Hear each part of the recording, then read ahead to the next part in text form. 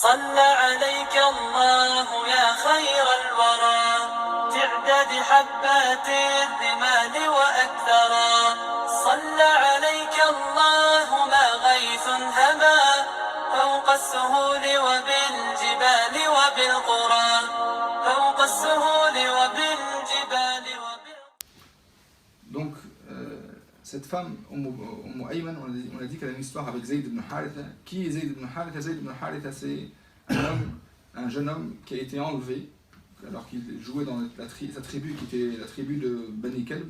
Il jouait dans la tribu de Bani Kalb et il a été enlevé par des brigands qui l'ont vendu comme esclave. Et il est parti de marché en marché jusqu'à ce qu'ils l'ont vendu à Mecca. Il a été acheté, cet esclave-là, et offert à Khadija bint Khuwaylid, l'épouse du prophète Mohammed sallallahu alayhi wa sallam, qui l'a offert, Khadija bint Khuwaylid a offert cet esclave au prophète Mohammed sallallahu alayhi wa sallam, et c'est comme ça que Zayd ibn Haritha s'est trouvé au service du prophète Mohammed sallallahu alayhi wa sallam.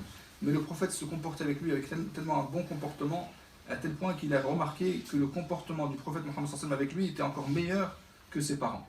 Et ça, tout ça, c'est bien sûr avant la prophétie, avant que le prophète Mohammed sallallahu alayhi wa sallam devienne prophète. Et Zayd ibn Haritha, quand ses parents sont venus le chercher, parce qu'ils ont perdu leur fils, donc ils ont cherché un petit peu de partout, ils ont su qu'il a été vendu dans un marché à Mecca. Ils ont demandé qui l'a acheté et chez qui il vit. Ils ont découvert qu'il vivait chez le prophète Mohammed sallallahu alayhi wa sallam. Ils ont dit, cet homme-là, c'est un homme véridique, c'est un homme honnête, tout le monde le connaît son honnêteté. Donc ils sont partis vers lui, ils lui ont dit, est-ce que tu nous rends notre esclave? On est prêt à donner le prix et t'acheter cet esclave pour que tu nous le rendes. Alors le prophète Mohammed sallallahu alayhi wa sallam a dit, moi, je vous le rends sans que vous ne me donnez rien du tout. Je ne demande pas d'argent, je ne demande rien du tout. Mais la seule chose, c'est qu'on va l'appeler. Et s'il veut revenir avec vous, il part avec vous. Et s'il veut rester avec moi, il reste avec moi. Alors une fois qu'ils ont appelé Zayd ibn Haritha, Zayd ibn Haritha était content de revoir sa famille, son père, ses oncles, mais qui étaient venus le chercher justement. Ils ont traversé le désert, ils ont fait des villes, ils ont fait des marchés pour le retrouver. Il les a pris dans les bras, il était content de les retrouver, mais il leur a dit, je choisis de rester avec le prophète Mohammed sallallahu alayhi wa sallam. Et ça, tout ça, c'est avant la prophétie. Pour vous montrer le bon comportement du prophète, tellement qu'il était bon, il a préféré rester esclave chez le prophète Mohammed sallallahu alayhi wa sallam qu'être libre chez ses parents. Et là, ses parents se sont étonnés, ils se sont dit comment tu restes esclave. Mais le prophète Mohammed sallallahu alayhi wa sallam, quand il a vu que Zayd ibn Haritha, il a choisi sur ses parents, le prophète Mohammed sallallahu alayhi wa sallam a eu encore plus d'estime pour Zayd ibn Haritha, et il a choisi d'appeler tous les gens de Mecca et leur dire, cet homme-là, à partir d'aujourd'hui, ce jeune homme, Zayd ibn Haritha, à partir d'aujourd'hui, c'est mon fils, je le considère comme mon fils. Et le prophète Mohammed sallallahu alayhi wa sallam a dit, c'est plus Zayd ibn Haritha, mais c'est le Zayd ibn Muhammad. Je l'adopte, et il l'a adopté, et il a fait que c'est son fils. À l'époque, ce n'était pas encore haram, parce que le prophète n'était pas encore prophète, donc pour lui, tout le monde l'appelait plus Zayd ibn Haritha, mais il l'appelait Zayd ibn Muhammad, le fils de Muhammad sallallahu alayhi wa sallam. Et il est resté comme ça jusqu'à ce qu'Allah subhanahu wa ta'ala a interdit qu'une personne écrive un enfant à son nom et dise que cet enfant est à son nom. Et il a dit Allah subhanahu wa ta'ala, donc après ça, le prophète Mohammed sallallahu alayhi wa sallam lui a choisi une épouse. Cette épouse, c'était une cousine du prophète Mohammed sallallahu alayhi wa sallam qui s'appelle Zayd bint Jahsh. Le prophète Mohammed sallallahu alayhi wa sallam s'est marié après avec elle, mais au début, il a dit de se marier avec Zayd ibn Haritha. Zayd ibn Haritha est resté avec elle un moment, puis après, ils ne se sont pas entendus, il a divorcé. Et une fois qu'il a divorcé, le prophète Mohammed sallallahu alayhi wa sallam s'est marié avec elle par ordre d'Allah subhanahu wa ta'ala. Allah subhanahu wa ta'ala a demandé au prophète Mohammed sallallahu alayhi wa sallam de se marier avec elle pour que les gens comprennent qu'il n'y a pas d'homme qui doit dire ça c'est mon fils, c'est pas ton fils, tant que c'est pas ton fils de sang, tu n'as pas le droit de l'attacher à toi. Et pour confirmer ça, Allah subhanahu wa ta'ala a ordonné au prophète Mohammed sallallahu alayhi wa sallam de se marier avec cette femme qui a divorcé Zayd ibn Haritha.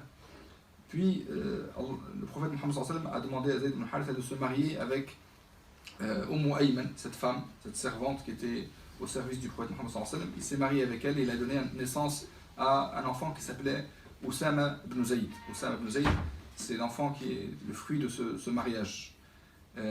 Bien sûr, Oussama ibn Zayd, le fruit de ce mariage, si vous voyez le père, c'est Zayd ibn Haritha, qui était le fils adoptif du prophète Mohammed sallallahu alayhi wa sallam. La mère, c'est Baraka, la femme qui était servante du prophète Mohammed sallallahu alayhi wa sallam, qui considérait le prophète Mohammed sallallahu alayhi wa sallam comme sa mère. Le fils, alors, Oussama ibn Zayd, c'était comme si on peut dire le petit-fils adoptif du prophète Mohammed sallallahu alayhi wa sallam. Donc vous ne pouvez pas vous imaginer l'amour que le prophète Mohammed sallallahu alayhi wa sallam avait pour Oussama ibn Zayd, à tel point que les compagnons, quand il y avait un problème, ils mettaient en avant Oussama ibn Zayd pour parler au prophète Mohammed sallallahu alayhi wa sallam, parce qu'ils savaient qu'il était le bien-aimé du prophète Muhammad sallallahu alayhi wa sallam. Al-Hib ibn al-Hib, on dit l'aimé, le bien-aimé, le fils du bien-aimé Zayd ibn Haritha. Donc voilà l'histoire auprès de Baraka, cette femme. Il fallait qu'on parle de cette femme-là, parce que c'est une femme qui est très importante dans la vie du prophète Muhammad sallallahu alayhi wa sallam. On parle de sa famille, on parle de ce qui était autour d'elle. On ne peut pas passer sans parler d'elle. Halima Sa'diya, son histoire, bien sûr, cette femme, c'est pas la première qui a allaité le prophète Muhammad sallallahu alayhi wa sallam. Celle qui a allaité le prophète Muhammad sallallahu alayhi wa sallam, la première c'est Thuwayba. Bien sûr, c'est parce que la première qui a allaité le prophète Muhammad sallallahu alayhi wa sallam, c'est sa mère, Amina bint Wahb, puis Thuwayba, l'esclave de Abu Lahab, l'oncle du prophète Muhammad sallallahu alayhi wa sallam, Abu Lahab, qui est connu Abu Lahab, qui n'a pas cru au message du prophète Muhammad sallallahu alayhi wa sallam. Donc Thuwayba, c'est la première qui a allaité le prophète Muhammad sallallahu alayhi wa sallam. Cette femme-là, cette esclave, Thuwayba, elle a allaité le prophète Muhammad sallallahu alayhi wa sallam et l'oncle du prophète Muhammad sallallahu alayhi wa sallam qui s'appelle Hamza ibn Abd al-Muttalib. Hamza ibn Abd al-Muttalib qui est mort dans la bataille de Uhud, qui est connu, Hamza ibn Abd al-Muttalib, qui est mort dans la bataille de Uhud, c'est le frère du prophète Muhammad sallallahu alayhi wa sallam de lait, c'est son frère de lait, c'est son oncle, mais c'est aussi son frère de lait. Il y avait à peu près 2 ans de différence à peu près entre Hamza et un peu moins, il y avait à peu près 2 ans de différence entre Hamza et le prophète Muhammad sallallahu alayhi wa sallam. Donc c'était des amis, c'était son meilleur ami. Hamza c'était le meilleur ami du prophète Muhammad, un des meilleurs amis du prophète, c'était son ami, parce qu'il avait presque le même âge que le prophète Muhammad sallallahu alayhi wa sallam. Et c'était aussi son frère de lait, et c'était son oncle. Donc vous pouvez vous imaginer la tristesse du prophète Muhammad sallallahu alayhi wa sallam quand Hamza est mort dans la bataille de Uhud. Et nous avons aussi un autre compagnon qui a allaité avec le prophète Muhammad sallallahu alayhi wa sallam, de cette même femme qui s'appelle Thuwayba, qui est Abu Salama.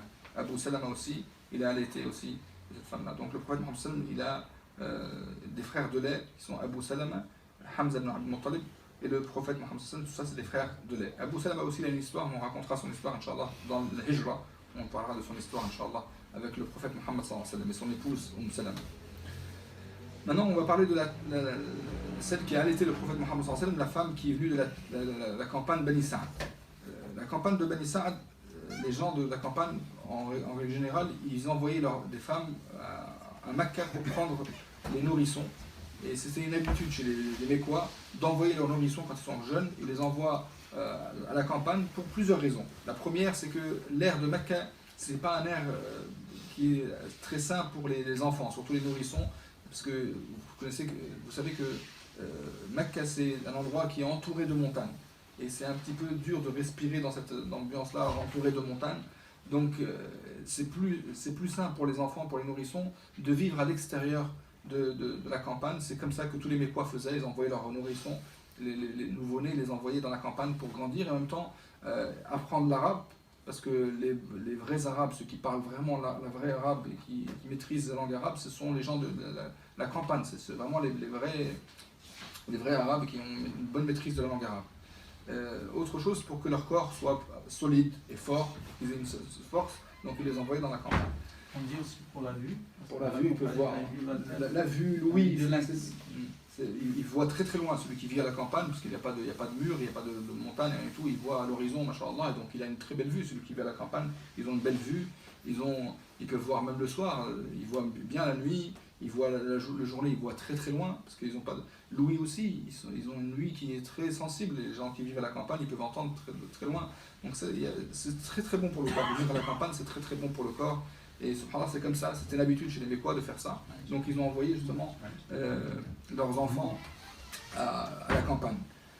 Et Halima ibn Sa'diya, dans une année où il y avait une famine, une année qui était très difficile, et pas de pluie, Halima avec d'autres femmes sont partis à Mecca pour chercher un enfant, un nourrisson, pour le ramener dans leur campagne. Halima elle disait qu'elle avait un enfant, subhanallah, son enfant ne pouvait pas dormir la nuit tellement qu'elle n'avait pas de lait, elle n'avait pas de lait à lui donner. Mais malgré ça, subhanallah, elle partait pour chercher un enfant à Mecca. Et elle arrivait en retard parce qu'elle montait sur un âne qui était de couleur blanchâtre, après un peu blanc, et cet âne-là boitait, donc elle avait du mal à arriver à temps à Mecca, elle est arrivée en dernier à Mecca. Toutes ces femmes qui étaient venues de Bani Sa'd ont tous pris un bon nourrisson qui a de ses parents qui sont vivants, mais c'est la seule qui s'est retrouvée sans personne, elle s'est trouvée qu'avec le prophète Muhammad sallallahu alayhi wa sallam. Elle a dit s'il y aurait d'autres personnes, je ne l'aurais pas pris. Mais elle a dit Halima Sa'diya, je me suis retrouvée avec cet enfant j'ai pas voulu le prendre. Pourquoi elle n'a pas voulu le prendre? Parce qu'il était orphelin. Et les femmes cherchent toujours à avoir des cadeaux, et avoir des cadeaux du père, parce que celui qui donne le plus de cadeaux, c'est le père. Le père, il est généreux avec la femme qui est nourrice de son fils. Mais elle a dit, un oncle ou un grand-père ou une mère, comment ils vont être aussi généreux? C'est impossible qu'on trouve une mère qui va donner des cadeaux comme le père pourrait donner des cadeaux, ou bien un grand-père pourrait donner des cadeaux pour nourrir son fils. Donc, subhanallah, elle n'a pas voulu revenir avec, mais elle s'est dit, comme il n'y a que cet enfant, je vais quand même revenir avec. Elle a demandé à son mari, elle a dit, je vais revenir avec cet enfant. Il a dit, d'accord. Et quand ils sont revenus, subhanallah, elle dit, quand je suis revenu à la maison, elle qui avait une chamelle qui ne donnait pas de lait, et qui avait aussi son fils qui n'avait pas de lait, dès qu'elle a pris le prophète Mohammed sallallahu alayhi wa sallam, elle a eu tout de suite du lait, et elle a pu allaiter le prophète Mohammed sallallahu alayhi wa sallam, mais elle était son frère de lait. Jusqu'à qu'ils ont bien dormi leur nuit, et quand son mari s'est levé pour voir s'il y avait du lait dans cette chamelle, il a vu que, mashallah, elle était remplie de lait, il a bu, lui, il a fait boire son épouse Halima, donc ils ont passé une première nuit, c'est leur première nuit, ils ont passé une bonne nuit, où ils avaient tous bien mangé, bien bu, du lait, comme les parents et les enfants, ils ont bien dormi, subhanallah. C'est ça, bien sûr, ils ont bien dormi, ils étaient encore à Mecca, donc ils ont pris l'enfant, ils étaient encore à Mecca, ils ont passé une bonne nuit à Mecca, puis ils ont décidé le lendemain matin de partir, revenir à Bani Sa'd.